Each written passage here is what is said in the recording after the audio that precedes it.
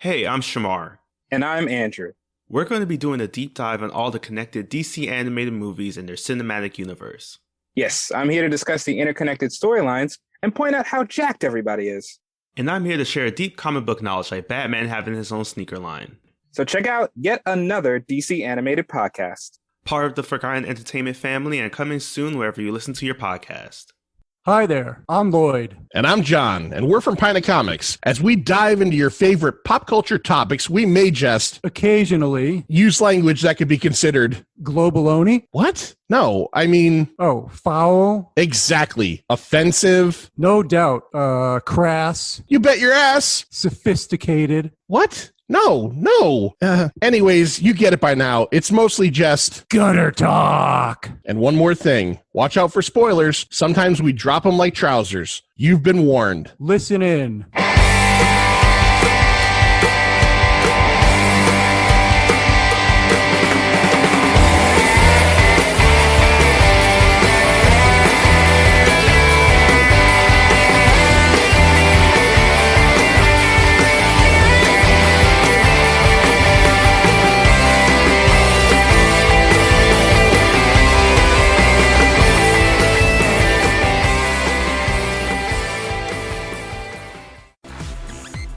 Welcome to the Pint Movie Invitational Series.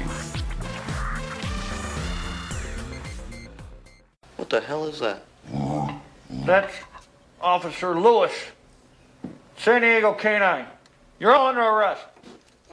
So line up against the wall, put your hands above your head, and spread them. Hey, we give up. I'm not kidding. Hey, listen, I'm telling you.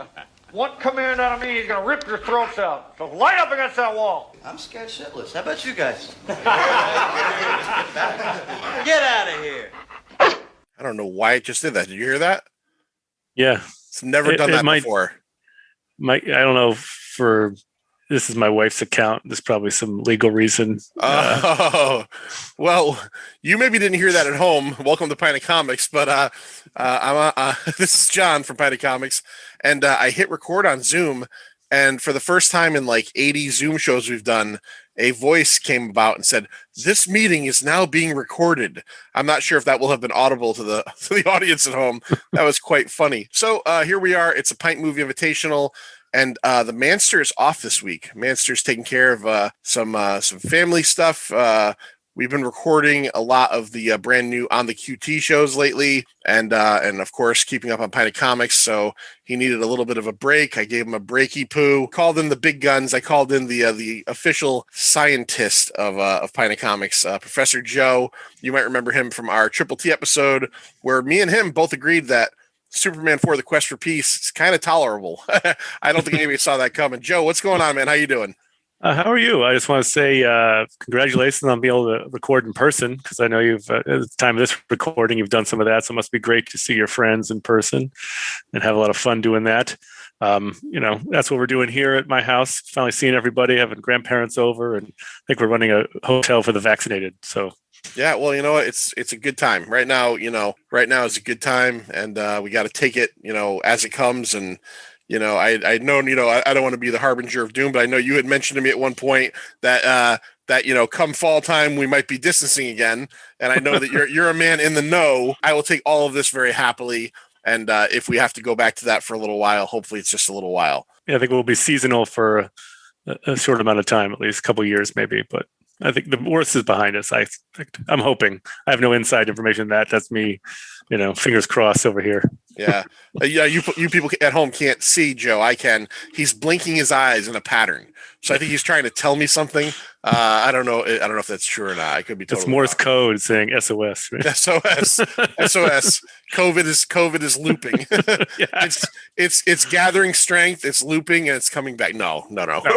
But yeah, no, it's been great. We did one so far as of this recording. We did one live night, Larry, Lloyd, and myself. We did a couple episodes. We did it on the QT for Death Proof, and we did last week's episode from this, Frailty, Scary Larry's Pint of Horrors.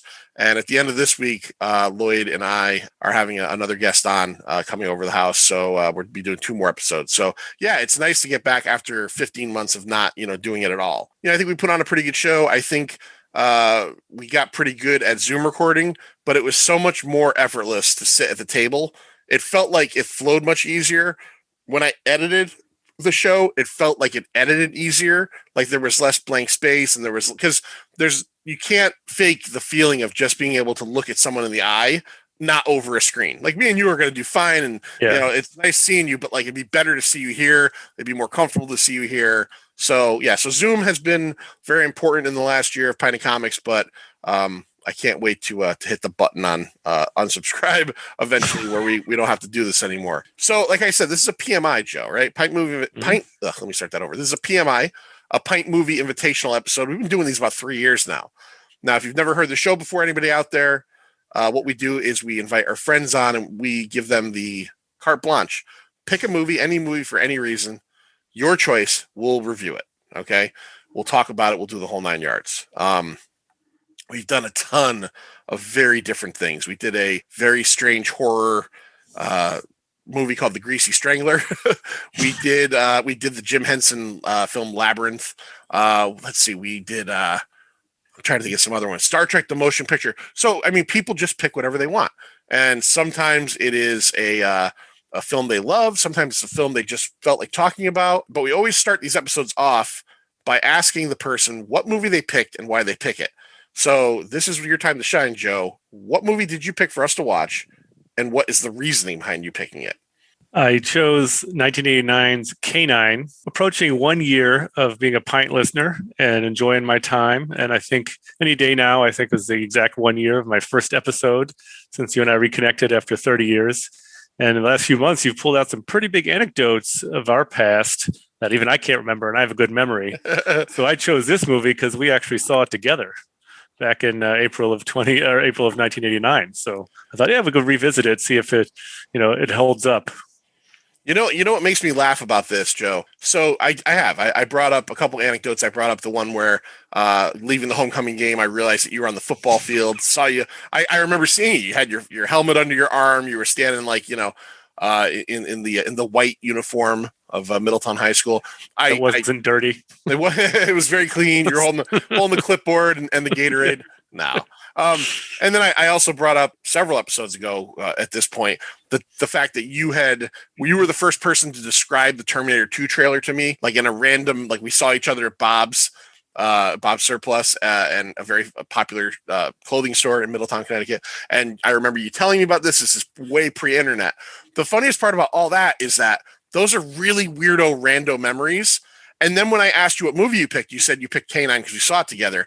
And I don't remember that at all, which would be like an afternoon. Like we probably spent like the good part of an afternoon together. And I don't remember seeing K-9 in the theaters. I weirdly do remember seeing Turner and Hooch, but I think I saw that with my dad. So I felt bad. I was like, wow, it's kind of weird. It's like Joe remembers that, which makes more sense to remember.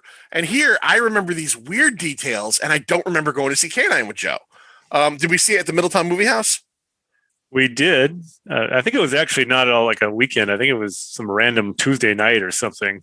Okay. I don't think we did I don't think I've ever done a Friday at the Middletown Movie House. I was only head over to Meriden for the high def, whatever. Yeah. 10 cinema experience as opposed to the two where when you're in one theater watching like Indiana Jones and the Last Crusade, you could hear Batman in the next theater because they're literally on top of each other. Yeah.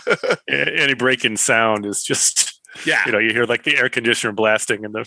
Yeah. It's really funny. It's really funny you say that. I grew up right behind that theater. I lived in the apartments up above Plaza Drive, up above and behind that. And growing up, that was the movie theater I went to. Me and my friends from a young age, 8 years old, 9 years old, 10 years old, we would walk down and go see movies all weekend. My parents would give me $10, $5.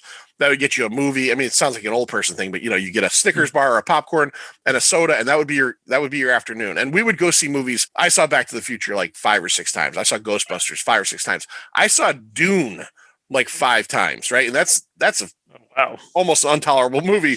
I saw that about 5 times, and it's just not a good movie. I'm going to dispute that. I don't hate Dune. It was David Lynchified, which is what people grew up. But when I read the book and then I've seen the other Dune on Sci-Fi, kind of follow the same storyline. I mean, like I said before, you don't need the the zit being scrunched off the face, Yeah. which was like some weird David Lynch thing. And then they had that extra 50 minutes on was that channel?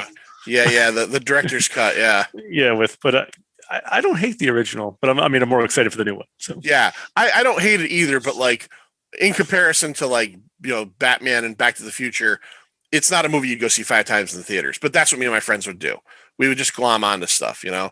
And I was thinking about it the other day, and like, if someone said to me like, I have like some kind of magic machine that you could go to somewhere in your past, I would go there in a second. Like if it was like in 1987, if I had the ability to walk through that building again, you know, maybe sit down and watch a movie in that building again, because there's just something that is missing from the theater experience as we transitioned into the giant multiplexes where, you know, there's hundreds of people in there, as opposed to walking into what was probably a 200, 150 seat theater that like you literally, when you walked in, you knew you were going to know 5 people in there. You know, no matter what movie you went to go see, you were going to know 5 people in there. That experience is kind of gone. And you know, we always talk about Scary Larry and the Strand shows that he does. And that's a theater that's very much like the Middletown Movie House. It's only one screen there, though. That's one of the reasons I love doing that so much, is because it's an absolute reminder to me. Me and my wife, we haven't gone in a while, but we used to go pretty regularly on little weekend trips up to Stowe, Vermont, and spend the weekend. And there's a theater in Stowe. It's like, oh wow, it's a 99-cent theater, and they have like that whole cordoned off area in the back where you could drink and everything. But it's a twin theater, and it feels like the Middletown Movie House. And every time we ever went there, I just felt like a kid again. So that's a cool. I'm glad you have that memory. So I like these small theaters too. Like the Strand, I'd love to see it sometime. You know, I'm a big indie movie guy for a long time, art house theaters, and they have a lot of them around the country. I used to go to one when I was lived out in Kansas. We had a nice one in town, and they would show, you have like either a movie where it had a stage and 311 would be playing there. Right. And when I first moved there, I walked by and Slayer was playing. Yeah. It was like but it's just like, a beautiful old theater. The sound may not be great, but it's, it's very nostalgic, very nice. And you hope they stay open. Yeah. Unfortunately, a lot of them don't, but luckily some of them, like the Strand, or like, maybe hopefully the one you're talking about does. I think now, after rewatching K-9 for your choice, I might realize why it's not embedded in my memory. There have been a lot of movies I've seen once 30 years ago, and most of the time, if I rewatch them, there's something that's familiar to me. There was nothing in this movie that I remembered other than Jim Belushi and a dog. Like, no plot points, no anything, right? Nothing at all. Let's give you a little bit of info on K-9, and then we'll talk about the cast. Joe is coming in. He's not just the guest tonight. He's essentially the co-host, because it's just me and him. So he offered to take over the Lloyd role this week and do the cast in the box office. So I'm very appreciative, because that's I love the Manster, and that's extra work for me not to do. So K-9 was released on April 28th, 1989. So this is right before one of the biggest summer blockbuster seasons of all time, right? About a month later, you're going to get Batman. You're going to get Indiana Jones and the Last Crusade. You're going to get, whether they're all true blockbusters, Star Trek 5. There's a lot of stuff coming. So this is right at that cusp. This is like the last thing, springtime, April 28th. It was filmed between August and October of 1988. This film takes place in San Diego, California, and was filmed entirely around San Diego, California.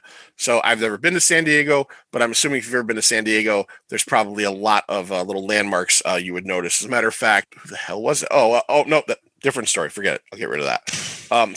So you'll see a lot of San Diego landmarks. It was directed by a guy named Rod Daniel. Now, Joe, how do you feel about guys named Rod? I just assumed he got his start in porn. That's either a tough name to have or a dominant name to have, like it, Yeah. Oh, I'm named Rod. People are going to make fun of me. Or like, you know what? God damn it. My name is Rod. Rod Daniel, he has a lot of experience in K-9, not movies, essentially. Early film for him, Teen Wolf, starring Michael J. Fox as a teen wolf. So he gets a little bit of flavor for working with dog-like animal / people. A couple years later, he does now at a time in the late 80s, 87 and 88 and 89, there was about 14 different body switching comedies that came out. And he directed the Dudley Moore, Kirk Cameron, Like Father, Like Son. If you remember that one, that was. I saw that one in the Middletown Theater. I regret that. That's not a good one either. So he directed that, and then a few years later, he directed Beethoven's Second. So I guess working with the dogs and dog-like monsters, Teen Wolf, has really paid off for Rod Daniel. Sometimes directors are right. They're an actor's director. He's a dog actor's director. Right? He is a dog actor's director, and it does go to show, because maybe the best performance in this entire movie is the fucking dog. We'll talk about that. The most emotive. Yeah, absolutely. This was written by a couple guys that essentially did just about nothing. Steven Seagal. All right, not Steven Seagal. Calm down. I struggle with that at first. I had to check the reading. You got to emphasize the eagle part of it. He wrote a TV movie in 2002 called Guilty Hearts, and there really wasn't much else other than that. Scott Myers is his co-writer. He wrote a couple of actual movies, one called Alaska that came out in 1996 that I was familiar-ish with the title, but didn't really recognize anything about it. And then a Jennifer Love Hewitt comedy called Trojan War, about a guy out on the night with a date who's trying to find the last condom in town. So, yeah. I was going to make a joke, but that's really the name of the movie. The movie is Trojan War. Plot. The movie is Trojan War. Nice. Yeah, and this guy is desperately trying to bang Jennifer Love Hewitt, which in 98 was when this movie was made. I don't blame him, but I guess the whole thing is he's trying to find the last Trojan. So also I noticed on IMDb, I guess, that Steven Seagal and Scott Meyer also wrote the other K-9s. So there's two sequels. The two sequels I didn't know existed until I looked on Netflix. Exactly. Same thing for me. So, Joe, why don't you explain to the audience that there's a K-9 cinematic fucking universe here?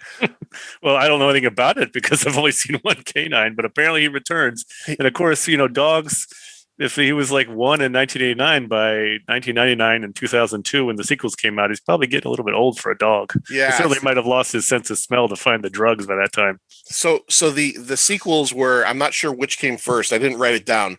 There was K-9 PI, which reunites Jim Belushi and Jerry Lee, or I think, well, in this movie, you'll mention it in the cast, but it's a dog named Rondo or Rando, right? But by this time, Rando, I hate to say this, is probably dead in real life, and I'm sure it's another dog, but it's still playing Jerry Lee.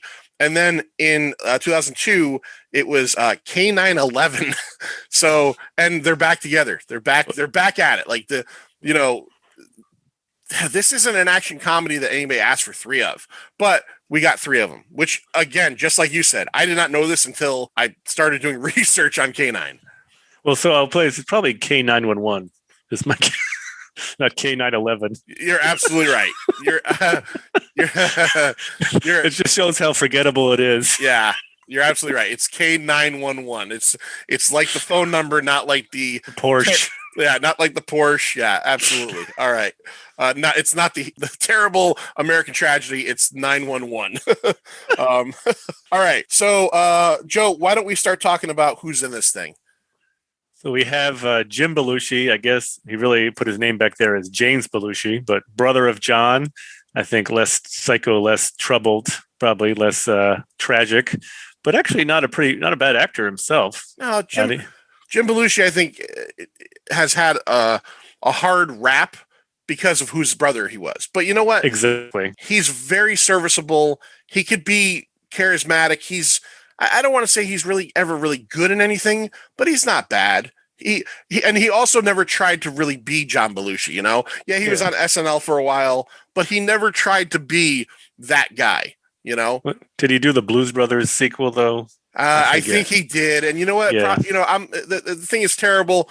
I'll give him credit. Someone had the idea. Let's pay homage to your brother. And you know what? Here's the thing. If Blues Brothers 2000 was good and was a hit, we'd all be talking about what a great, wonderful thing it was. Yeah. So it could have gone either way, because sometimes you can make that sequel to a long ago classic that works. And then you don't, and it's Blues Brothers 2000. So what I would take also from him is actually how serious the drama credits were early in his career. So I didn't know he was in Thief. I mean, maybe he had a bit part. So, I like fun when I look back at old movies and see somebody who's now more famous, see some part they had when they were just up and coming. And I mean, he was in Thief, which I had no idea. I haven't seen Thief forever. And About Last Night, which is like a wacky movie with Rob Lowe. Yeah, he plays Rob Lowe's best friend. Yeah. Yeah. And then The Principal, right? I've never seen that one where he's the angry, principal in the bad school trying to keep the kids in line. And then, it's sort of, he gets peaked with Red Heat, right? And then. And I think this is where this came from. Red Heat was in 88. They partnered him with Schwarzenegger. They make him into a semi-viable action comedy star. And then, I'm sure someone said, hey, look, Red Heat did okay. We can't get Schwarzenegger back. We can get a German Shepherd. Yeah. Let's do this. Right? A better actor, probably, right? And very possibly a better actor. I'm going to be totally honest with you, Joe. I have not seen Red Heat since it came out. I love Schwarzenegger. Me neither. There's 2 Schwarzenegger movies that are completely from that era. Are in my I guess they're not in my memory at all. It's Red Heat and Raw Deal. I don't think anybody has ever seen Raw Deal. I've seen Raw Deal. You've seen Raw Deal? I've seen Raw Deal. I've got it's on Amazon Prime. I got to just watch the fucking thing. Just watch it. It's I mean it's a low point. I guess it wasn't quite in the stratosphere as after Commando. I mean, he plays a cop or a FBI agent or something, or actually a marshal that quits, and he lives in the middle of the woods and somehow is an older alcoholic or something, but he still is jacked and in shape. I don't know how that happens. when you're damaged, usually you aren't still. Well, yeah. Still right up to, did you ever see The Meg? I did see The Meg. Jason Statham plays the world's most in shape drunk. They're like, we can't get him. He's been on a bender for 10 years. And then you meet Jason Statham and he's like, I'm ripped to shit. Yet I drink every day. And it's like, there's no way this guy's drunk all the time. He would be so chubby and, doesn't matter. Your body would start to fall apart. But no, he looks like Brad Pitt in Fight Club. Fuck that. Or like Matthew McConaughey in True Detective, right? He was 20 years an alcoholic and he's still, he weighs 150 pounds. Yeah, still looks better than me. All right. Who else we got in this thing? So we got Rando is Jerry Lee, the killer. The killer. Jerry Lee Lewis, the killer. And he's a pretty good dog actor, I think. And I read that they had to, cycle through, I guess, give auditions to like 40 dogs or something to find the perfect dog that could do Jerry Lee. So they really took a long time choosing the actors. Probably choose the dog longer than they chose anybody else. Oh, that was probably 90% of production was finding the dog. It's all the budget. Yeah. It certainly wasn't the script. No. Well, so think about the script. I think the point was this: Jerry Siegel thought he was Shane Black and wanted to make a Lethal Weapon, but with a dog. Yeah. Well, right after we get through the cast, I want to talk about the structure of the script because I got a lot to say about that. Gotcha. And so we have Mel Harris as Tracy. She's mostly known for 30 something, which is the show about my dad. Yeah. And lots of TV. And she never really did much else. She did do this movie called Suture. And if you're ever looking for a weird movie, it was like a super indie, like beyond micro budgeted 90s movie that I used to read The Village Voice to try to get all these indie movies I wanted to watch. And it has Dennis Haysbert is the main character as a guy who gets like an accident or something and comes out of plastic surgery. And he's got a twin brother. But the kicker is the actor is white, and they constantly talk about how they're identical twins.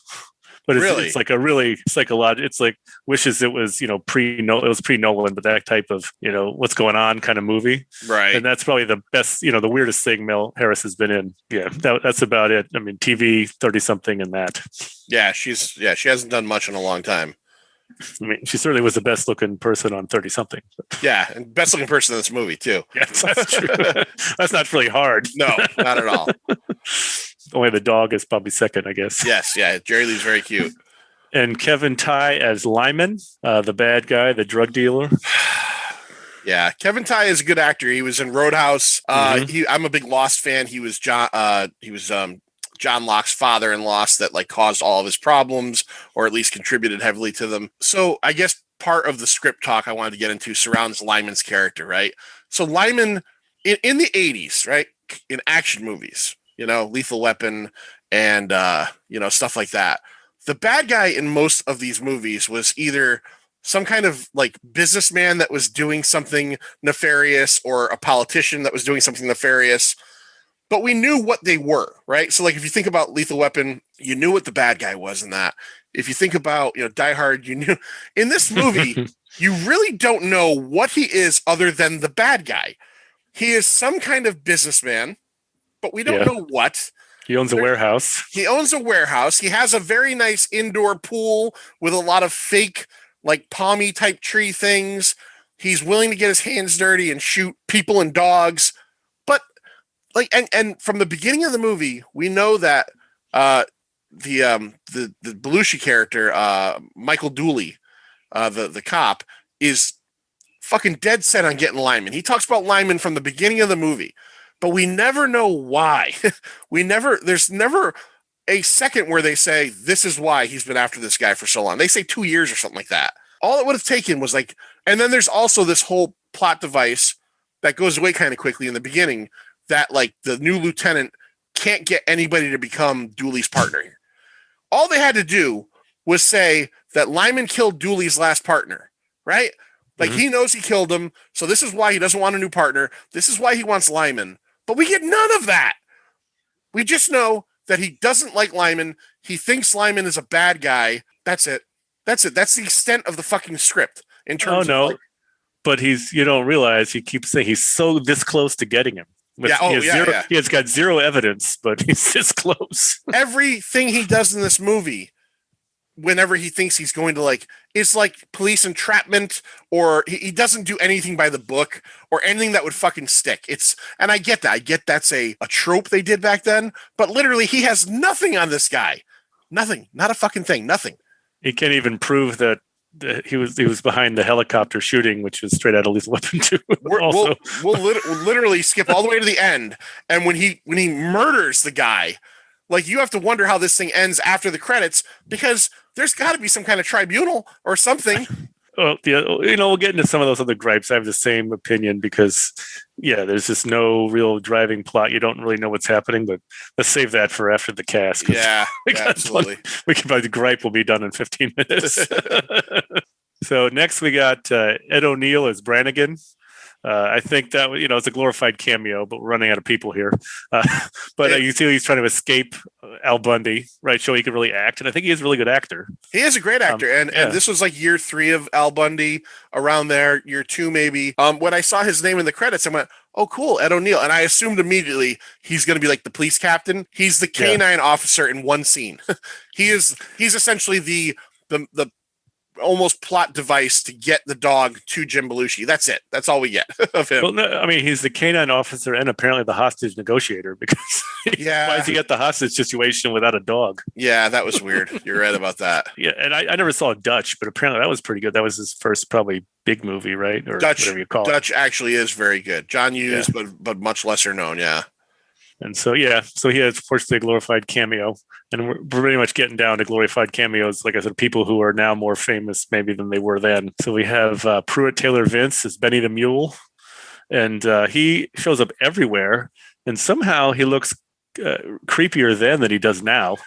I don't know how that's possible. Much thinner and with hair. And the biggest thing with Pruitt Taylor Vance, and I actually had written it down and I forgot to transpose it to my notes, is he has a eye condition where his eyes never stop moving.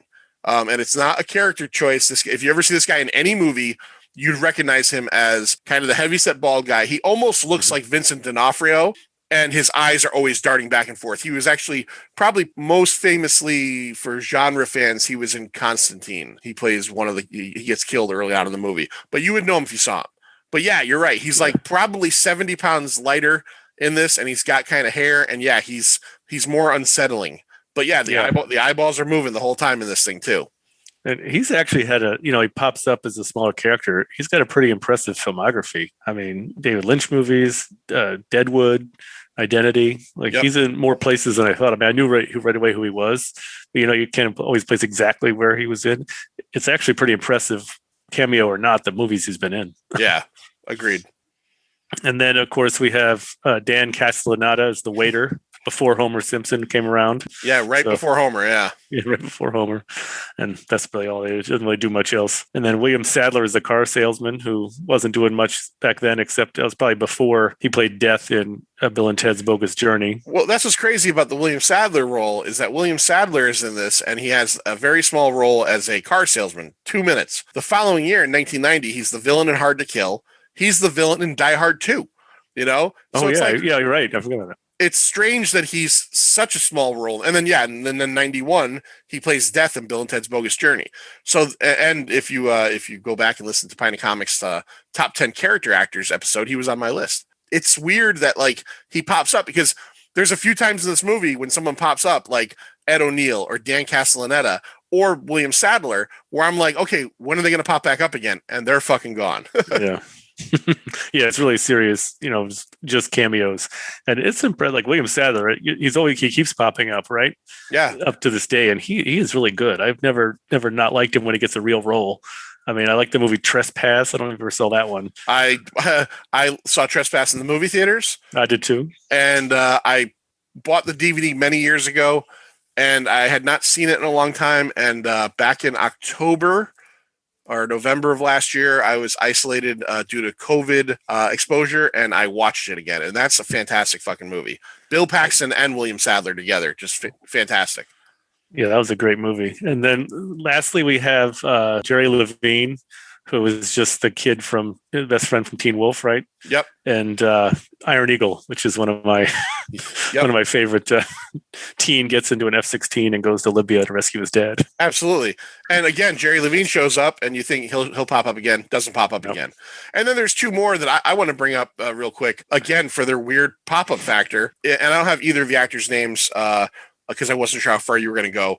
But the guy who plays the kind of henchman's heavy, he played Bub in Day of the Dead. He was also on an episode of Seinfeld. He was the artist that painted the triangles that they thought was going to die. He was Elaine's boyfriend, and George buys all the triangle paintings, and then he gets better. Okay.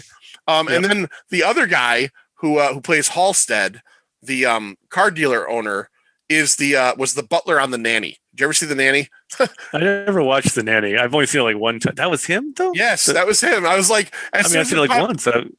Many years ago, when I first moved out of my parents' house and had an lived in an apartment, I had one channel. It was like channel Fox 61. And that's all I could watch, at night. And The Nanny used to be on 2 times a night, 10:30 and 11. So I watched the fucking Nanny.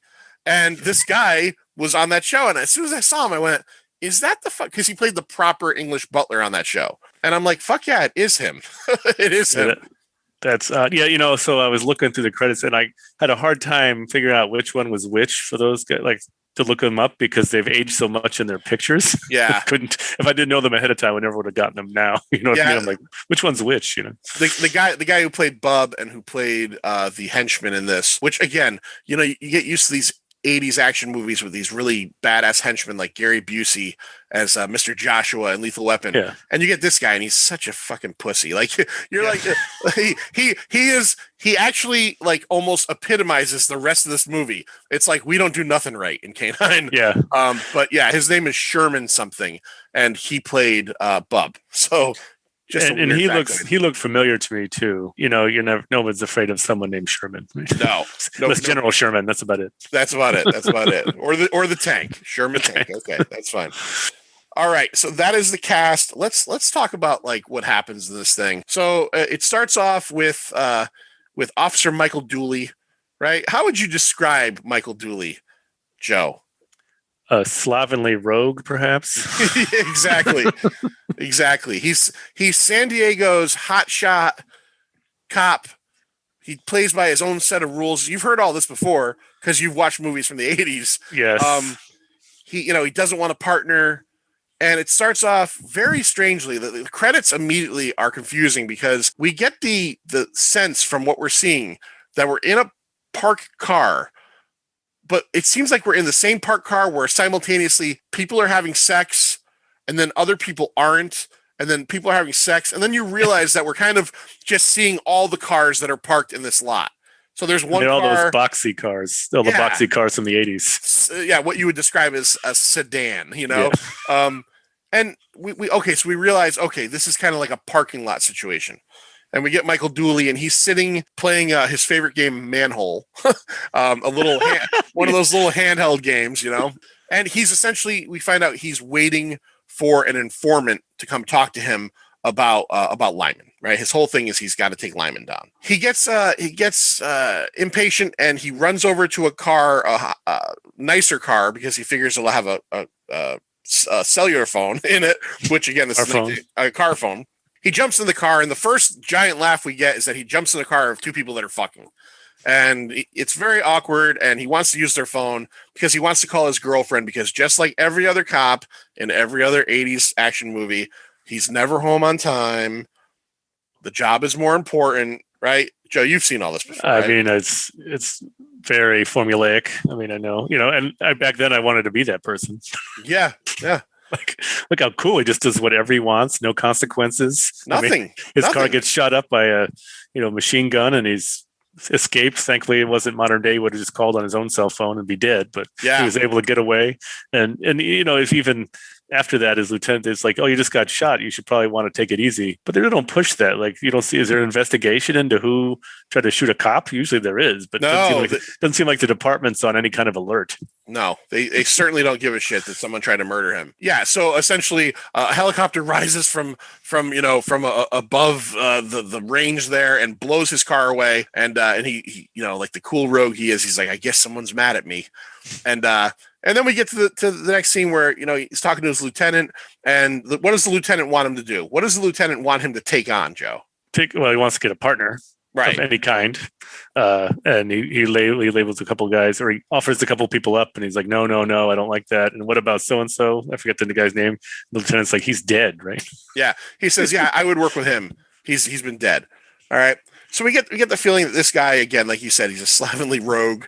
He does, he does what he wants on his time, and the department puts up with it, but they never tell you why. There's never any dialogue where it's like, if you hadn't stopped that last heist, it's like, you almost feel like in a lot of these movies, the guy is pissing off his superiors, but they're like, if you weren't the best damn cop here, they never even say that to him. It's just like, maybe there's a cop shortage in San Diego and they got to deal with him. We get a bit of his home life.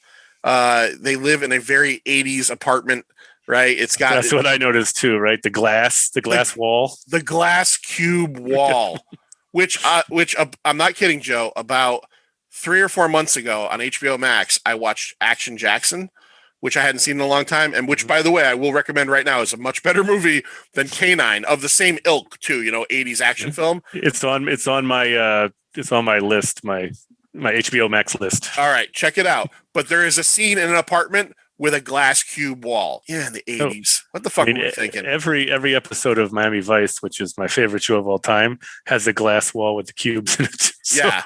Everything Michael Mann probably had it back then. Yeah, Michael Mann probably rented out that apartment for them. So yeah, he goes home, and we get this sense that, the girlfriend, who's, very pretty, Mel Harris, and but she's putting up with him because, Dooley. But he's supposed to be home on time, and she cooked a beautiful. You said the word formulaic. It's so formulaic to a T, right? The only thing that differentiates this movie from any other not really good action 80s film is when the dog is introduced. And let's not forget that the dog element was done like 2 other times back then, right? There was Turner and Hooch, and wasn't there one with Chuck Norris and a dog? Oh, yeah. I mean, is that that's really pulling one back. I can't remember that one at all, but I know what you're saying. It's vague. I mean, I didn't even see Turner and Hooch. That was a bigger hit. That came out after this, though. So this was the first to market dog partner movie. And of course, Tom Hanks was on the way up, let's just say. This is Tom. Yeah, that was at on the Tom Hanks's curve to upwards. I saw Turner and Hooch in the movies. In the movies. And I will tell you this, spoiler alert, the dog dies in that one. And I love dogs. That really fucked me up. Another spoiler alert, as far as we get, and I'll give this away now, the dog does not die at the end of this one. And I will say that was one of my favorite moments of watching this movie, is because in a cop dog movie, the easy way out is to kill the dog, because you automatically get that character growth, from the partner, from the human partner. And we do get that in the end of this, but you kill the dog and it's immediately supposed to fix the person's all of their errors, all of their personality deficiencies. And I give this movie enough credit to not have done that. Yeah, It could be that way. It could be that way out, and I'm glad because, like you, I love dogs. Even so, I'm so used to human violence in the movies that it doesn't easily affect me. But I do not want to see animal violence in the movies. Yeah, I don't want to see dogs get shot. I don't like it when you hear the horse in the background or something get shot. Yeah, or like I'm glad they do digital now, and they have that disclaimer that says no animals were harmed in the filming of this movie because I'm the same way. I always tell when I watch like movies with my wife Lindsay and an animal gets killed, it always bothers me. But I always point out, I'm like, that animal's a fucking great actor. Like when a horse can on command like fall down to the ground, or a dog gets shot in a movie and goes down. I'm like, you know what? It's not sad. It's make believe, and that dog is doing a fucking great job. That's how I have to tell myself that shit, or I'm gonna start getting upset because I hate when dogs get fucking hurt in movies. Or any animal, I hate that shit. So through plot machinations, he finally meets up with his informant, and in a very roguish scene, he handcuffs the informant to his side view mirror and takes him onto the freeway, as we call him in California, as he's running alongside. And we learn from this informant that Lyman's shipment is in Lyman's warehouse, right? So what does Dooley decide he has to do, Joe? What does he need to find the shipment all of a sudden? He needs the drug sniffing dog. He needs some drug sniffing dog. So he goes to a hostage situation, as you mentioned, because that's where the K-9 unit head is there. Brannigan, Ed O'Neill. Brannigan's character is very much I need to get I'm supposed to take my wife and kids on vacation. This shit's happening. I got to get out of here. Dooley is all, lend me a dog. And he's like, no, I'm not going to lend you a dog. And of course, Dooley, being the rogue that he is, says, if I could solve this problem for you, will you lend me the dog? And of course, Brannigan, being, the harried guy he is, says absolutely. Well, he has a plane to catch, right? So he's going to miss his vacation with his family. And so he's, if I can get you on that plane, you get me a dog. He's like, yes. Luckily, this is pre 9/11, because in current time, he'd already have to be at the airport. Yeah. Right. That was within 2 hours probably. That was like, you get there at your plane leaves at 10 o'clock, you show up at 9:15, everything's all good. Nobody's going to be sticking a finger up your asshole. It's all good. Sail right through the security. Now, again, we've discovered and talked about how Dooley does things his own way. What does he do in the scene to break up this hostage situation? And actually, before you answer that, Joe, I just want to bring something up, and I want to know if you noticed it as well. Being in the time we're living in right now, all the racial strife, all the bad stuff that's happened in the last year, George Floyd and all that stuff. Did you cringe at the scene where he drops his knee on the guy's neck? Did you notice that? Yes. I absolutely. I totally cringed. So I should have written that down. I cringed so fucking. So there's a scene. Dooley is about to go do what Joe's going to explain he does, but he needs a credit card. So they have one guy from the hostage situation. The cops have him on his stomach outside the house. He's a Latin guy or so, and he's handcuffed behind his back.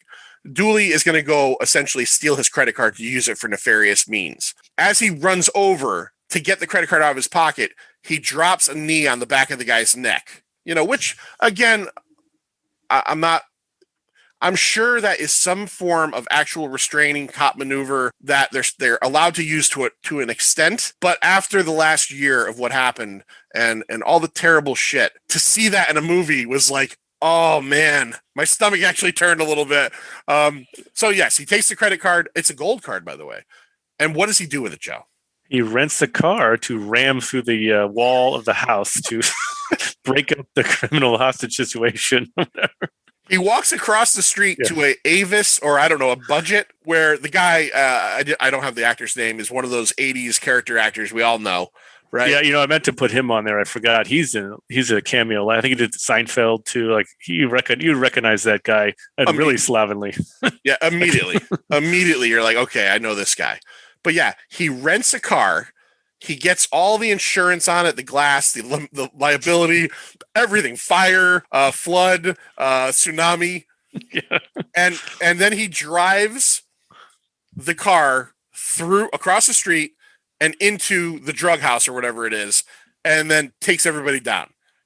Well, now that he did this, what does he get in return? A nice police dog. A deal is a deal. Now, speaking of cringy, right? Brannigan takes him back to the K-9, yard, and through all these tunnels with all these different dogs. And why aren't you giving me these dogs? Why are we going so far in the back? The next cringy moment is he asked Brannigan if because we get to Jerry Lee's cage, and there's an upturned sofa, and we don't see Jerry Lee. And Brannigan kind of makes it a point to let him know that he is a little antisocial, maybe. And the next cringy moment is he straight up asks Brannigan if Jerry Lee is retarded. I'm like, man, yeah, this is definitely 1989. Again, he's like, what is he, retarded or something? I'm like, oh, man. Man. Isn't it funny how you just now it's beaten into your head? We just don't do that anymore. Yeah. I mean, I think the word retard is probably in a million movies up until it absolutely year is. 2000 probably. It absolutely is. And in all honesty, that was less cringy than the knee to the back of the neck. Yes, but it was within such a rapid fire motion that it just made me go, oh boy. So yeah, they give him Jerry Lee. Jerry Lee starts off his day by eating a giant bowl of chili, which I have 2 dogs. I would love to feed them chili just to feel like a good dad, but I also wouldn't want to be around them. I would feel like if I fed them a bowl of chili, I'd be like, man, they're going to love me for this because, it's just delicious and it's got meat and beans and that sauce. But then as they're spraying diarrhea all across my house, I don't want to be there for that, right? Yeah, my dog will eat anything off the floor. Yeah. Chili is not on the menu. Oh, God. Yeah. Also, the size of the bowl, right? That was like 10 dog meals. Yeah. With the chili. It was certainly, I always find that whenever they feed a dog in movies or TV, it's certainly not what you're supposed to feed a dog. Like a whole can of food. Usually it's like a half a can or, mixed with something. Like Back to the Future, that's just piling up in the. Even if the dog was there, some dog would eat all that food. Oh yeah. Oh, a dog will eat till it's sick. It doesn't give a shit. Yeah. Did you find it weird that he gives him Jerry Lee, right? Okay, so that's the dog's name. And, he tells him gear up in this giant suit and, he doesn't take it seriously. And Jerry Lee immediately attacks him. Doesn't hurt him, though, but proves that he's no one to fuck around with. Do you find it weird that he gives him Jerry Lee, but they couldn't? This movie's an hour and like 40 minutes long. Couldn't we have had like a 5-minute conversation or 2 minutes where he's just telling him simple commands? Because he tells him nothing, yet within the first 15 minutes of the relationship, Jerry Lee figures out everything that Dooley wants him to do. I mean, he's really smart. And also, if a dog had just jumped on me and pinned me down, I'm not taking that dog no matter how bad I need him to find a drug dealer because I don't want a German Shepherd in my face pinning me down. I mean, that would scare me shitless. Oh, yeah. No, I agree. Jerry Lee, I love my dog. I've seen my dog sneer like that before, and it's such a fucking difference. You know what I mean? Like, if you've ever seen your own dog bare teeth, for any reason, it's like, wow, you're a fucking monster. So they go to the bar to find Benny the Mule, because Benny the Mule, the Pruitt Taylor Vance or Vince, whatever his name is, character is the guy that tried to shoot him up in the beginning. And, he does this scene where he goes into a bar and it's, a bar on the wrong side of the tracks. And, they essentially Jerry Lee clears the room out for him when he's introduced as a cop. He's about to get his ass kicked. I don't know, man. You just said how terrifying it would be to have Jerry Lee on top of you like that. Would it be worse to have Jerry Lee about to eat your dick? Because that's what happens. Yes. He literally has his entire package in his mouth and is just ready to rip it off. It's gone a lot farther than Chopper Sick Balls from Stand By Me. He's actually got the balls. He's got the balls. He's got the balls, the shaft. He's got every piece of working twig and berries in his mouth. And of course they give up Lyman again. This whole movie is just about finding people that give up Lyman, but Lyman just never, being able to be taken down. We get a scene very shortly after where Lyman kills the informant. That's to show you what a guy Lyman is that he could do his own dirty work. So the scene where Lyman kills the informant, it starts off where Lyman is in his giant indoor pool right? Big indoor pool, and he's swimming back and forth. And of course, the henchmen are sitting on the wicker furniture and all that stuff. Like we've seen this scene in movies a million times. Did you notice all the floaty boats, little toys in the pool? Who the fuck is playing with those toys? Is Lyman playing with toys in the pool?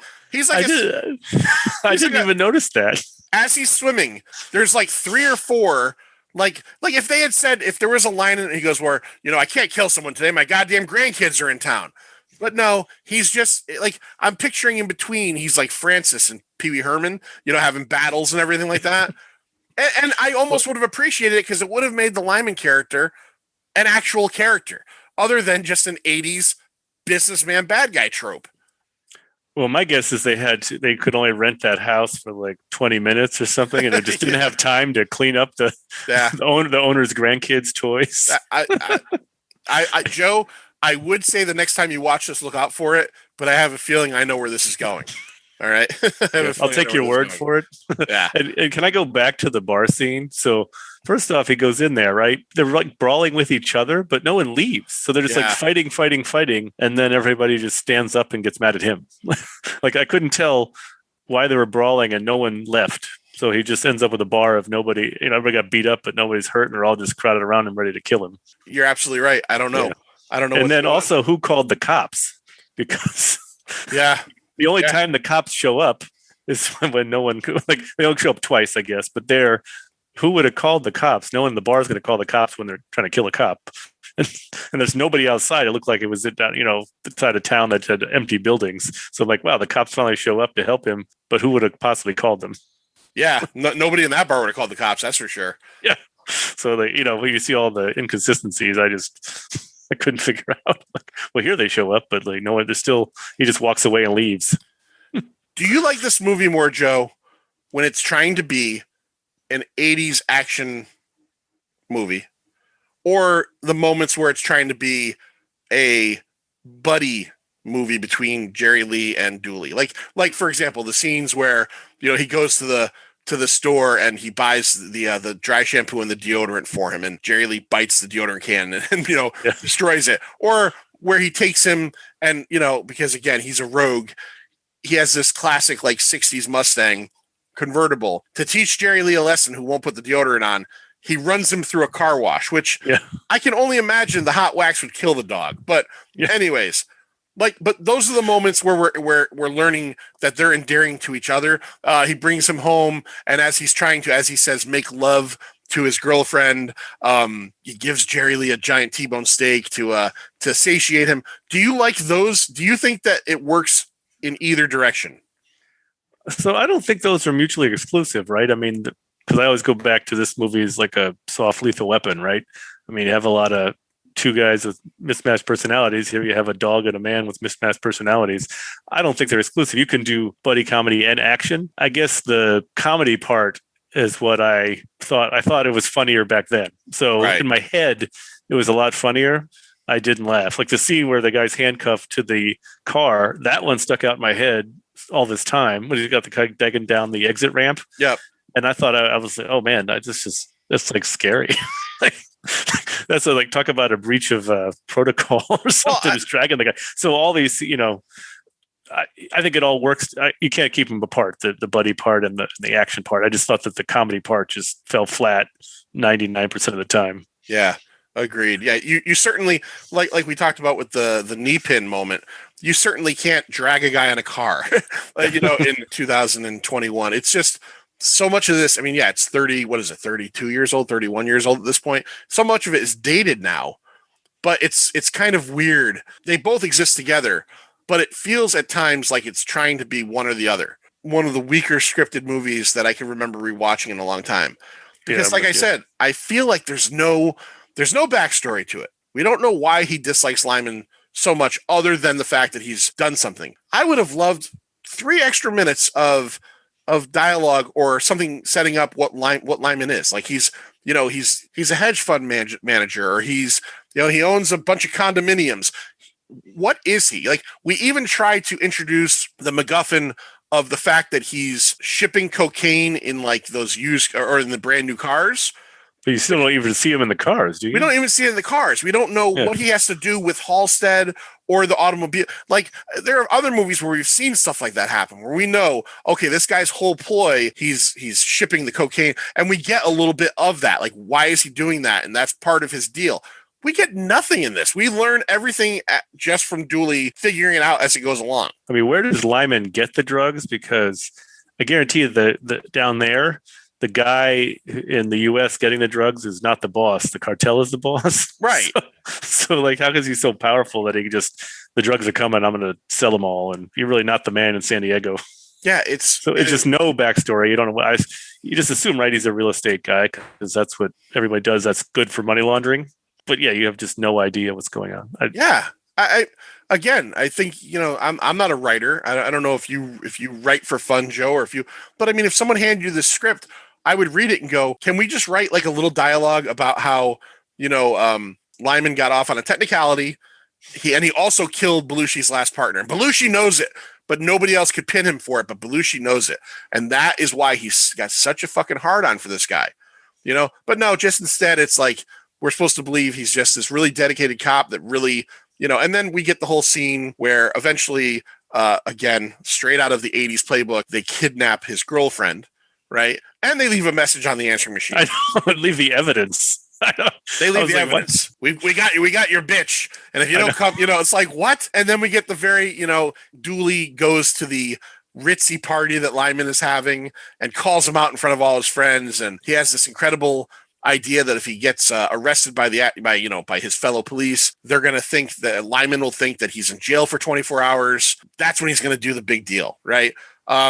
Just like when they shot Riggs with the bulletproof vest, right? They thought that Gary Busey thought Riggs was dead. I mean, it's really, I could parallel almost stuff straight out of Lethal Weapon ripoff, because also I love Lethal Weapon. So if you can't tell by now, like, that's probably my favorite 80s action movie. Oh, it's fantastic. I could tell this movie just tracks just like that. I mean, the helicopter scene, all this stuff is just straight out of that. So it's like he really added a dog where Mel Gibson was.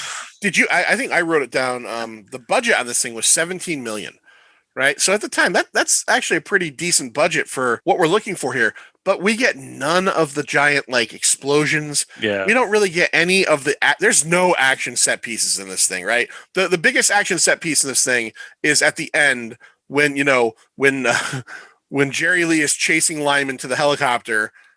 Lyman turns around and shoots Jerry Lee.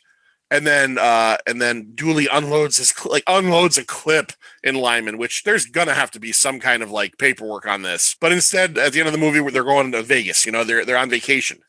I know. Well, usually go on. I think when there's police involved shootings, they do go on vacation right away.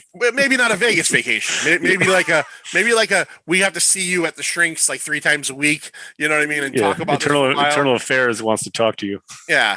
Joe, you said before you love dogs. Do you have a dog? You have a dog currently? I do have a dog. Yes, my first ever dog. So I've only had one dog in my life. Yeah. See, my 2 dogs now are my first 2 dogs. I love them to death. How would you feel as a dog owner if someone like Dooley let his dog into your car to fuck your dog? Because that's exactly what he does in this. Like, there's a scene where there's a poodle in like a Lincoln or something like that, and here's how you know this is an 80s movie, is that during the scene we get bop, bop, chick. Oh, yes. And I wrote that down. I mean, it's like you couldn't possibly, every time there's some kind of fake sexy thing. That's like the regular movie version of porn music. Yes. Yeah. So Dooley pulls over to buy Tracy some flowers because, he's been a shitbag boyfriend. And Jerry Lee is in the Mustang and he sees this hot poodle. And then we get this endearing scene where he's like, hey, she's a babe, right, Jerry Lee? You're a cop, chicks love cops. And that's kind of actually, cute, fun stuff. But then it like passes over fun where he's like, go ahead, fuck her for 10 minutes, dude. He doesn't say that, but he says, you've got 10 minutes. He jumps in the car and starts plowing this poodle. And then the dog's owner comes over. It's a black guy. And I only say this because I felt cringy in this scene too. Because the guy comes over and is like, why is your dog in my car? Why are you near my car? Why is your dog, on top of my dog? My dog, yeah. Banging my dog. And then Dooley mentions he's a cop. And all of a sudden the guy's like, oh, officer, whatever you want, man. And he walks away. I'm like, are they implying because he's a black guy? Like, I felt that was very cringy to me. Like, that just because he's a black guy, he's supposed to feel, like worried that he maybe did something and okay, you're a cop, no problem. Let your dog plow my dog all day long. Yeah, I thought it was weird because this guy obviously had tons of money, so he should, why would he just bow to a cop? Yeah, it's funny we see these things. I think if we watch all these movies, we'd start you just got to say, hey, it's the 80s and move on, because I'm with you. All those scenes you mentioned, you're like, it's just not the same now. Yeah, it doesn't play great on a replay level 30 plus years later. That's for sure. Also, I feel like all police dogs should be fixed. Well, yeah, I would think you're probably, I would bet you if you look that up, they are. But, we have to have the funny moment where, Jerry Lee gets a girlfriend. And that's another really weird part at the end of the movie when they go on vacation, that dog's with them. Like, if someone, I don't know, man, like I understand like in human form, if I had a daughter and she was in her teenage years or a little bit older and her boyfriend said, my family's going on vacation, we're going to take her with us. Is that okay? Sure. She's, but if I had like someone that had a dog that might be cute for my dog or hot for my dog, and they came over and said, we're going to Vegas, can we take her so that my dog could plow her on this vacation? I'd be like, fuck you. You can't borrow my dog. You can't have my dog for the weekend. Like, well, it's, we don't know the backstory. They could be friends now. The guy, the other owner, we don't know. Anything's possible because we have no idea what's happening. Again, another scene, right? I don't want this thing to be 2 hours long. But imagine if we kind of like cut around stuff and added a few things in here. Things might have made more sense for sure. So actually, you passed over another cringy scene. Oh, what was it? On the beach when he kisses the woman to. Oh my God! To not be seen. Oh my God! That might have been. I don't know, man. I don't want to say the worst of all. And you know what? That is totally something that can work in the right dynamic, and I'm going to use Captain America and Winter Soldier. Captain America, the Winter Soldier, and the Winter Captain America, Winter Soldier. Winter Soldier. Winter Soldier. I'm so used now to saying Falcon and the Winter Soldier. The scene where they're on the escalator, and I think the Hydra agents are going up the escalator. So Steve Rogers grabs Black Widow and kisses her. They know each other. They know the situation they're in. And yeah, okay, that might be uncomfortable, but there could be a reckoning, like, hey, sorry I did that, but you saw what was happening.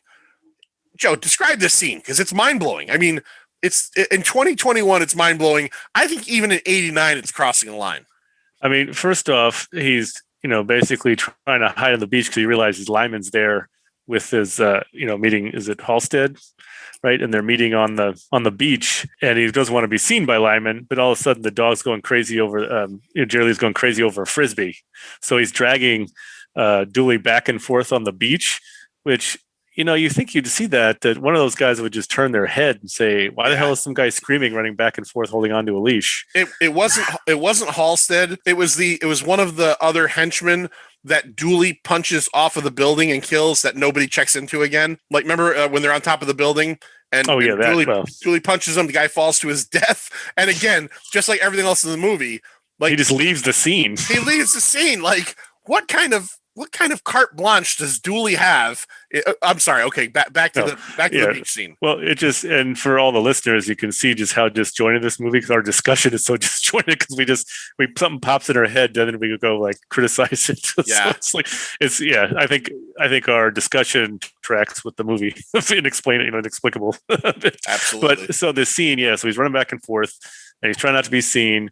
So then he just jumps on top of a sunbather, who's a woman, and just starts kissing her. She doesn't even respond. Like, you think she could probably still scream or yell. When Lyman's gone, Dooley gets up and then gets kneed right in the balls really hard. I feel like that could have been.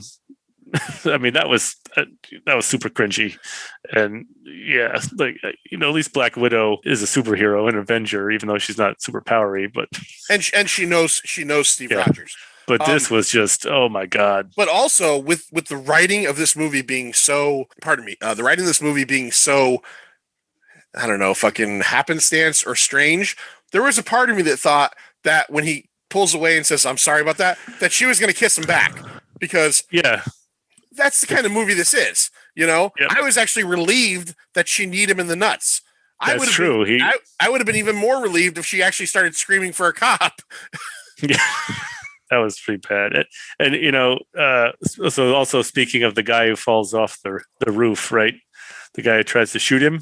Well, first off, so they did have an action scene. They're chasing, right? He's driving after the guy, and he does that jump over the hill, which looks like San Francisco, even though it's San Diego. Yeah. And he's like, woo, you know, that's a pretty standard movie thing.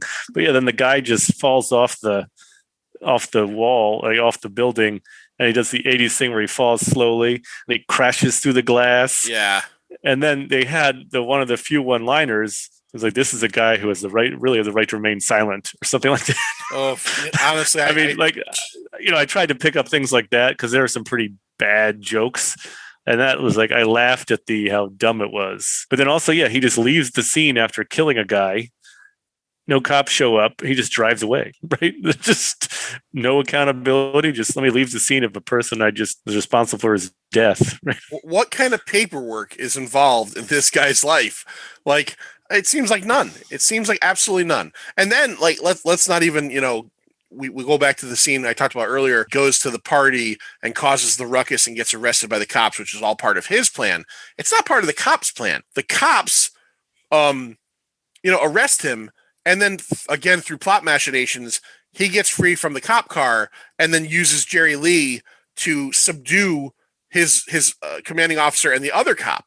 So then he steals a fucking cop car. Another great line in this movie, which would have apparently led to one of the sequels, which was called K-9 PI, which I'm assuming means he becomes a PI, is that as they're driving to Vegas, you know, he says something like, well, it was worth, you know, getting lineman was worth getting kicked off the force. Nope. We're just going to assume that Michael Dooley can do anything this fucking guy wants, right? He's that good of a cop. He's super cop, this guy. And he brought down the drug dealer. He certainly murdered the fuck out of him. Yeah. He certainly murdered the fuck out of him. And I think that scene, you know, so Lyman shoots Jerry Lee.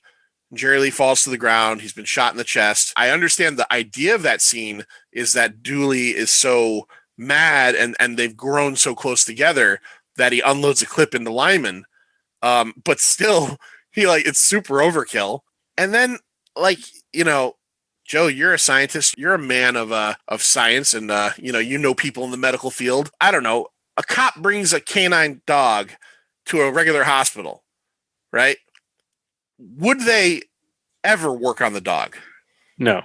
Now, the other half that I thought was ridiculous in this, I don't think, I don't need to have to be a man of science to know that. I think I just need to be a dog owner, because somebody would probably try, especially, maybe in Beverly Hills, would try to bring their dog to the hospital. Yeah. I'm sure someone's walked into Mount Sinai or whatever with the dog. Now, another big mistake they make in this, right, that makes no sense, is the scene is actually, the score of this movie is your very typical 80s keyboard and drum score, and it gets very maudlin at the end when Jerry Lee's dying.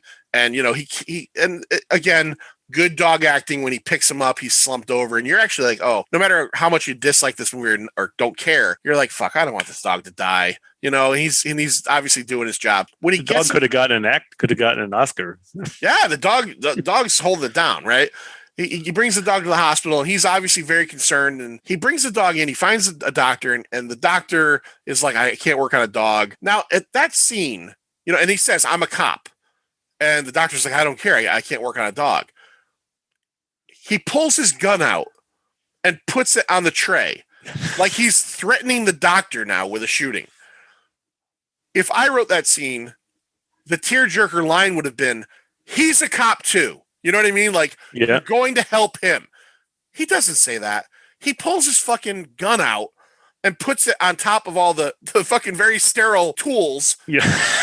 Well, it's a dog, so you don't need to be as sterile, right? Yeah, but he's covered in dog blood. Puts the gun on there. He thinks Jerry Lee's dead. And I do admittedly like the scene a little bit where he goes in and he's talking about how their partnership didn't work out and how he could have been better to him. And then Jerry Lee wakes up and is looking at him. And every time Dooley looks at Jerry Lee, he shuts his eyes. It's a cute animal moment. Yes. Jerry Lee lives, right?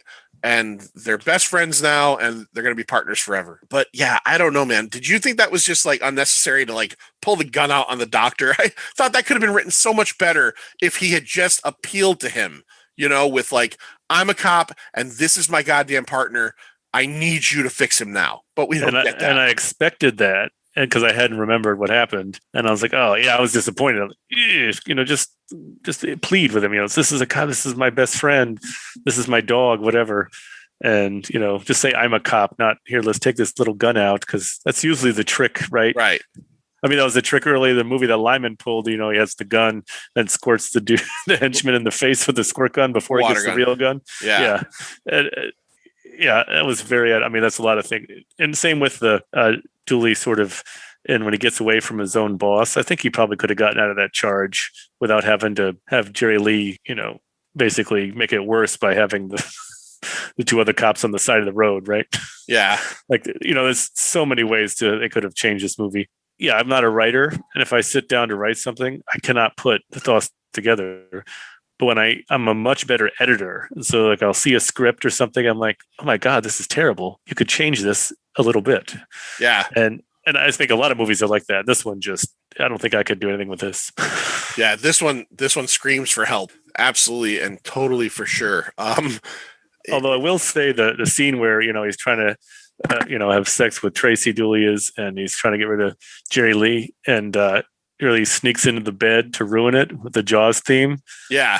As a dog owner, I can appreciate that. Oh yeah, no, I get that. And I like the use of the Jaws theme. It was cute. He's going up through under the covers and, screwing everything up. I was also bothered at the end, and I understood why they did it, because they're trying to show their bond, but I don't know.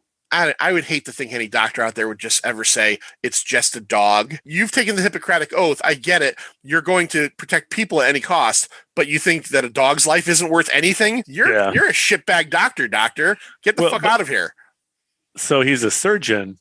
Surgeons are not known for their bedside manner. So okay, all right. Having dealt with surgery, right? That's just they're known for just let me get this done. But they're not like the nice guys. They may put you off, but they're like the smartest, well, sometimes they're not the smartest, but they're like cut, slice, cut, but they don't want to they're not sitting down with you and saying, holding your hand like a regular physician does. So that kind of tracks, I guess. Yeah. I could see that. My wife had surgery last year, and I've dealt with a lot of different doctors over the last couple of years, and the surgeon was definitely not off-putting, but the least personable of all of them. And it's funny because I'd never thought of that before. I've never had surgery, and I've never put it together like you just said it. But as soon as you said it, I went, yeah, that guy's a fucking surgeon. He's the surgeon. And he was the one that was kind of like the most difficult to talk to. We're going to rate this pretty soon. But before we rate this, let's talk about some box office numbers. What do you have for box office for this time period? Let's see, that's April 1989. So it was basically 7.5 million opening weekend. I think that was good enough for all the rankings for the top 5. I think that was good enough for number 2 of the week, and I'll get to the top 5 in a little bit. And then it did overall 43 million domestic and 35 million overseas for a total of 78. And that's pretty good. I guess, overseas kind of cracks me up, but I guess if you have 50% nonverbal communication, fewer subtitles have to happen to dog's face, because you're right about that. A dog's face is universal language. $17 million budget, 7 million opening weekend, and then 73 million. This was a hit, I guess. At least it did well enough I'm surprised that none of the sequels, I'm surprised there wasn't a K-9 2 in 1991. Yeah, why did it take 10 years for probably direct to video? Yeah, because that's a hit right there. I mean, especially, I guess maybe back then the overseas market wasn't the driver it is today, right? So that they didn't cater to it, so it might have been a surprise. I don't know. It was still tripling the budget at home. That should have been getting a sequel 2 years later. I mean, we should have been on K9, K9 5. This should have been a Bond franchise every 2 years. Yes. Michael Dooley is back. Michael Dooley and Jerry Lee will return in. Well, don't we have 6 police academies? So, yeah, I think or at least 5 or 7. I think 7. Yeah, I think 7. So, I mean, Hollywood doesn't have a problem with sequels, so I guess there was some other reason why. I guess the better way to look at it is if K-9 came out in 1985, there would have been 3 more before the 1990. Yeah. That's probably Yeah. Maybe it hit that point where like the movie cultural zeitgeist had changed and Batman had changed everything. You know what I mean? And people just didn't want like, that type of movie anymore, or they wanted stuff like Lethal Weapon, so we went forward and got like a Point Break, but we never really went back to that kind of goofy comedy action film. Yeah, we never. Well, I think it maybe Last Action Hero sent it up and then killed it. Yeah, Last Action Hero and True Lies maybe was semi. Yeah, Last Action Hero, like you said, sent it up, all those movies, and then because it bombed so hard, it kind of killed all of them. But like in retrospect, that's a really good movie. I've always liked it, but it was ahead of its time, and people didn't know what to expect of what it was doing. Yes. Way ahead of its time. People hated it back then because they wanted Arnold Schwarzenegger in The Running Man. They wanted Arnold Schwarzenegger in Total Recall and Predator, and they got this kind of like semi self-conscious action movie. You know what I mean? And people weren't ready for that. Yeah, I agree. And I didn't see it for a couple of years, and I saw it. Wow, this is actually pretty good. Yeah, and I think it just it was just knocked early on, and the writers, I forget those writers. I think the writer for that is, I can't remember who it is now. I'd look it up, but I know he went to Wesleyan first off, I think, but it's somebody that does like more other movies like he's a decent screenwriter, I think. Was it Zach Penn? Because I know he went to Wesleyan. I think so, but yeah, look that up. Yeah. All right, what do we got? What do we got for the box office numbers, Joe? We went through those, right? Do we want to go through top 5? Yeah, let's do the top 5. So number 5 for that week. I mean, this is 89 is a great year. Yes, it was. And I'm seeing this top 5 for this week. Number 5 was The Dream Team, which I really liked. Michael Keaton, when the mental patients get out and the doctor dies. Yeah, Peter Boyle and Christopher Lloyd. Yeah. Yep.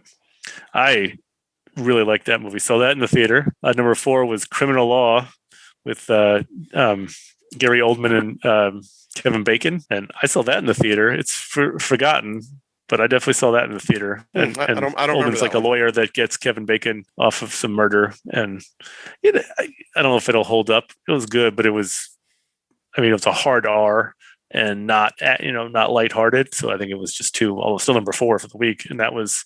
I guess it did open then too, so I marked when these opened. So that opened at the same time as K-9 that week. And then number 3, Major League classic. Ooh, yeah, I love Major League. Saw that in the theater. Number 2 is K-9, and number 1, another excellent movie I'm a big fan of, Pet Sematary. Yes, the original Pet Sematary, which we've talked about it, Joe, and I've had multiple people in my life not believe me, like I'm lying about this. But me and you share a connection. We went to the same high school. Yes. And we each had a art teacher by the name of Mr. Myjack. We did. And the cat from Pet Sematary was a foster cat that him and his wife had. I think him and his wife had some kind of business where they fostered animals and sold them or rented them to Hollywood productions. And the cat that played Churchill in the 89 Pet Sematary was our art teacher's cat. He had pictures of him with the cat in his like little office, like near the kiln, because he was like the pottery teacher. Yes. And I tell you, Joe, I tell people this sometimes, and you would think that I said I went to high school with George Clooney. Like I am choosing the least stupid thing to lie about. I'm just telling people the fucking cat from Pet Sematary was my art teacher's cat at one point. And people are like, no, I don't know about that. I heard it. I'm like, no, I'm fucking telling you. Yeah, it's the oddest thing ever to make up. So that's what I'm saying. Why would I lie about that? If I'm going to lie about something, it's that I went to high school with Jennifer Aniston and I porked her. You know what I mean? Like, and then I get it. People will be like, no, John, she lived in like, LA or New York or something. You're from Connecticut. Okay, you're right. I'm lying. I'm not going to lie about the fucking cat from Pet Sematary. I mean, whoever is calling you on it's really got trust issues. Because if I had heard that from you and we didn't know each other, I would believe that. Because why the hell would you make that up? That's just bizarre. I'm sure I've had more people believe me on that in the 30 years since then that it's come up, and it's only come up a handful of times. I've certainly had people go, I don't know about that. It's like, what the fuck? Why would I lie about that?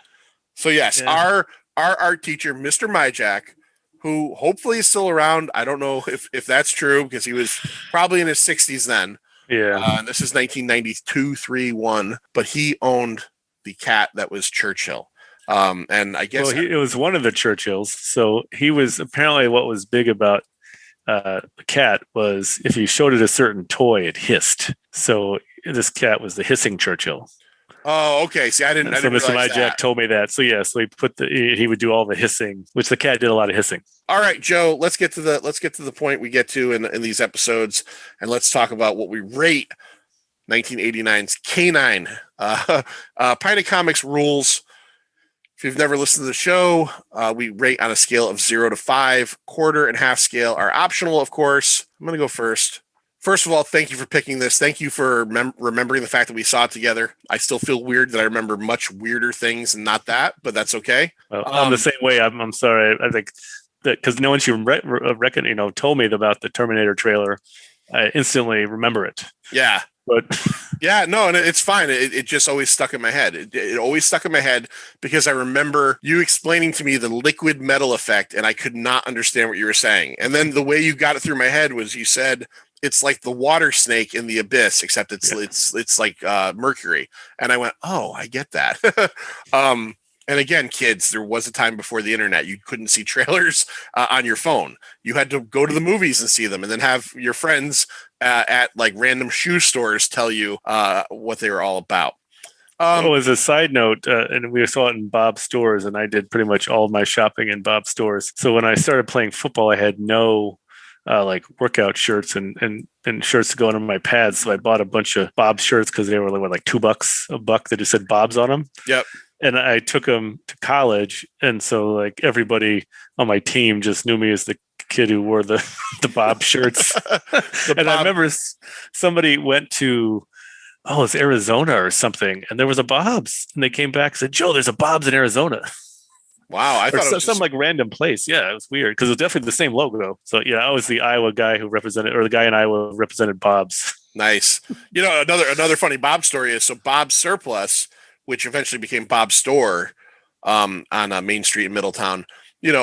It was a clothes store, and then it had a basement was where all the shoes were. This giant fucking shoe store, right underneath it. 6 or 7 years ago, or five or 6 years ago, when Pint of Comics was first like kind of starting out, when we were getting everything together, Sir John and myself went to La Boca, which is a longtime restaurant in Middletown. It's Middletown, Connecticut. It's a Mexican restaurant, and it had moved. It used to be down one side of the street, closer to the north end, and now it's closer to the center of town. And we went there one time for dinner. We went there for a fundraiser for WESU, where Pint of Comics radio show is hosted. And I had not been in La Boca in forever.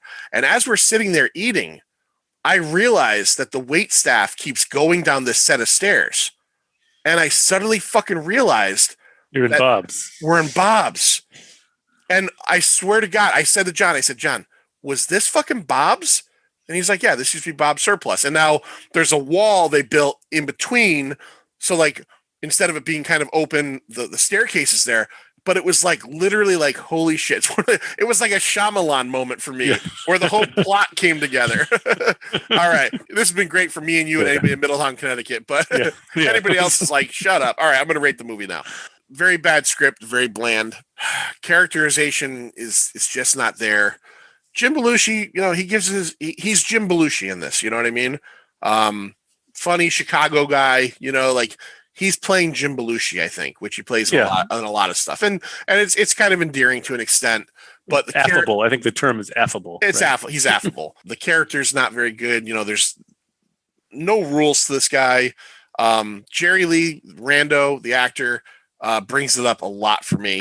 This is the definition of like very, very average, if not below average. So on a scale of 1 to 5, I'm going to give this a 2. All right. It's going to get past the 1s because it didn't bore me to death. It was there, right? It's like if someone gave you a glass of water or gave you a glass of something you really liked, beer or soda or orange juice. The water is going to keep you alive, right? It's there. But, the orange juice or the beer or the soda is going to taste good and gonna, it's gonna make you feel a little bit better in terms of like your spirits maybe. And this is essentially just there. And then, like I said, and we did for the last hour plus, you start digging into the problems with this thing, and they're just glaring. They're all over the place, super glaring. Joe, what do you give it? So I've talked to you this about before. I struggle with the nostalgia factor. Yeah, and so it's hard for me to crap on. I guess from my time being forced as a teacher in grad school, as a TA, to being unable to hammer people at the level I want. I'm always used to grading on a curve. Yeah, I have a struggle, but this movie definitely didn't hold up, and I had fond memories. I remember laughing out loud when, and you too, amazingly enough, when the guy was handcuffed to the car. Next thing you know, he's going down the freeway exit. And I thought, man, that was hilarious. I can't wait to see that scene again because it stuck out in my head. And I just saw that and I was like, wow, that's not really funny. And, I feel like some things are still funny or the joke is different now than it was, but it's still, you see why it's funny. I couldn't see why this movie, the jokes didn't land, even the cheesier ones, just couldn't hit. So I was like really disappointed that nothing held up, as opposed to when we found Superman tolerable because the nostalgia worked better, even though that wasn't a great movie. Right. But for this case, I'm about to go with 2.25 because I can't even go halfway. Yeah. But I'm like, that's me. That's great inflation. I'm just gonna I can hammer that thing, and maybe I liked it a teeny bit more than you, but this doesn't work. Yeah, it doesn't work. No third viewing. No, it's over. It's over for us and K-9. The only two times in our lives that we've seen K-9 will always be tied together, Joe. One of them will be our early high school days, and then the other will be for Pint Comics, and we'll always have that. Yes, that's our thing. That's our thing. K-9 is me and Joe Doherty, and that's it. And Bob's. Yeah, and Bob's. All right. So normally this would be the part where Lloyd would go on and telling you about where to find Pint Comics and all that stuff. You probably have figured that out, and we'll get back to that on the next episode. I will say this because this episode is coming out the same week, which is this week that we're recording it. Our new podcast over on ForgottenEntertainment.com on the QT, where Lloyd and I talk about the 10 Quentin Tarantino films, just started this week. The first introduction episode, 4 minutes, real easy in and out, is starting to pop up as of today on all different pod players. So please go find that, go subscribe to that, check it out, and you'll get us twice a week for the next 10 weeks at the very least. And who knows, maybe we'll do something else with those guys. I don't know yet, but we're very excited. We've already got, I think, the first 6 episodes recorded and ready to release. We've got to do the last couple. So that's been a lot of fun. Joe, as always, it's great having you on. Can't wait to have you on again. We'll talk about something fun. We're going to do, you're coming back for our next list of years. I won't tell everybody what year it is, but the episodes we normally do with Andrew Morgan, Andrew, Lloyd, myself, and yourself are going to be talking about the top 5 movies of a certain year that will be very fun. I will just say that it is entrenched in our childhood. Do you know how we normally end these episodes? Do you want to say the words that Lloyd usually gets out there for us? I forgot to write them down. But can I say, thank you for having me on. It's been a great year, 1-year anniversary of me being a Pint fan. I got my top fan status on Facebook. I click and comment every time just so I can maintain that, and on Twitter. But this has been a great year. I love being on with you guys. It's fun listening. It's like part of my week now that I wait for Friday. Last week you didn't get on until Saturday, and I want my content on time. Yeah, we one thing we don't have here is a regular release day. A lot of podcasts do that. I just can't do that. But you get them every week. I know you're just kidding. But yeah, we appreciate you and everybody else that listens. It's truly humbling and awesome. And even if you say that you're a real fan and you don't know that the last words on every episode are "See ya." It's over, Johnny. It's over. Nothing is over! Nothing! You just don't turn it off!